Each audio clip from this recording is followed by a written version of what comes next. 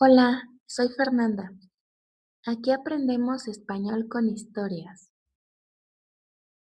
Hace unos meses, una de mis alumnas me enseñó algo sobre las conversaciones que nunca había pensado, al menos no de esa manera. Todo empezó con una pregunta muy sencilla. ¿Cómo estás? Su respuesta de 3 palabras fue, un poco cansada. Eso fue todo. Pero esas 3 palabras terminaron convirtiéndose en una conversación de casi 10 minutos.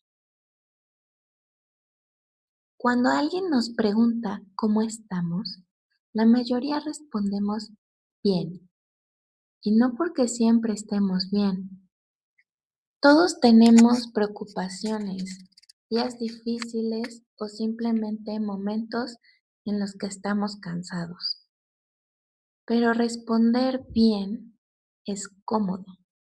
Nos evita dar explicaciones, nos hace sentir seguros y permite que la conversación continúe. Yo también hacía eso.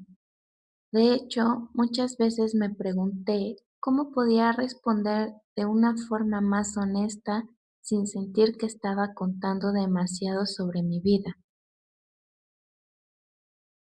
Nunca encontré una respuesta clara hasta que conocí a esta alumna.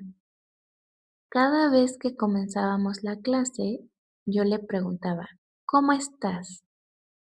Y muchas veces ella respondía exactamente lo mismo, un poco cansada. Lo curioso es que ni siquiera decía, estoy un poco cansada. Simplemente decía, un poco cansada. Gramaticalmente la oración estaba incompleta, pero al mismo tiempo sonaba completamente natural. Era sencilla, era práctica y sobre todo era suficiente para expresar cómo se sentía.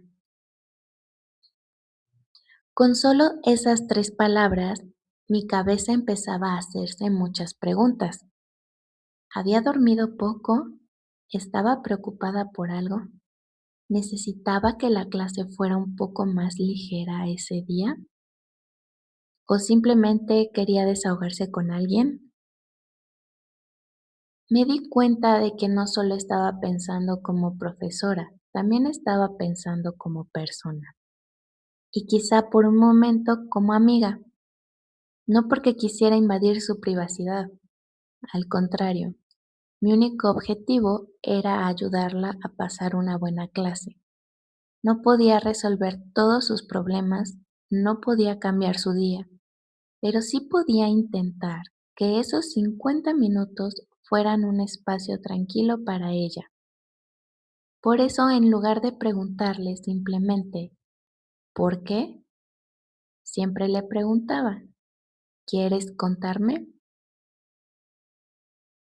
Y creo que esa pequeña diferencia es muy importante, porque cuando alguien decide decirnos cómo se siente, no siempre está buscando consejos, a veces solo quiere ser honesto.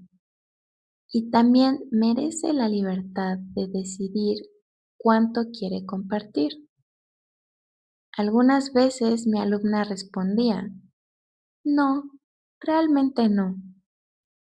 Y ahí terminaba la conversación.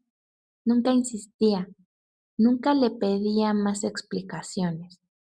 Simplemente comenzábamos la clase.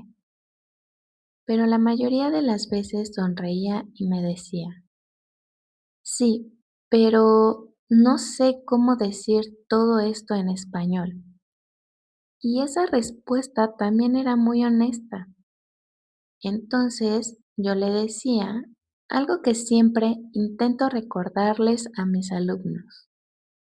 No te preocupes, cuéntamelo en inglés, yo te ayudo. Mientras hablaba, yo escuchaba con atención y cuando encontraba una frase que ya era capaz de decir en español, la detenía un momento. Le enseñaba cómo decirla, o más bien, le recordaba. Después continuábamos y poco a poco esa conversación dejaba de ser en inglés para convertirse en español. No era una conversación perfecta, no usábamos palabras complicadas, pero era una conversación real. Y creo que eso le daba mucha confianza, porque no estaba aprendiendo frases para un examen, estaba aprendiendo a expresar algo que realmente quería decir. Desde entonces dejé de pensar que aprender un idioma consiste solamente en memorizar vocabulario o aprender reglas gramaticales. También consiste en aprender a hablar de lo que sentimos, porque cuando puedes decir algo tan simple como un poco cansada, ya no solo estás practicando español, estás teniendo una conversación de verdad. Y creo que ahí es donde empieza realmente un idioma. Pero cuéntame, ¿tú qué piensas?